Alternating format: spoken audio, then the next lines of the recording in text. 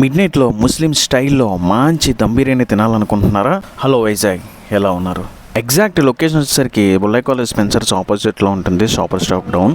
బిర్యానీ చూపిస్తున్నాననేసి అని ఎక్కువ తినద్దండి, మేమే షేర్ చేసుకున్నాం, చూడొచ్చు. తిన్నాక వాటర్ తాగండి. బిర్యానీ షేర్ చేసుకుంటారనేసి అని ఎక్కువ వేశారండి. మావాడు మొత్తం మనోడికి అనుకున్నాడు. ఇక బిర్యానీ విషయానికి వస్తే ఆ ఫ్లేవర్ అయితే ముస్లిం స్టైల్లో ఉన్నదండి, చాలా బాగుంది. వేడిగా తింటే ఇంకా బాగుంటుంది. బట్ మేము కొద్దిగా లేట్ అయ్యామండి, 4:30 అలా అయిపోయింది.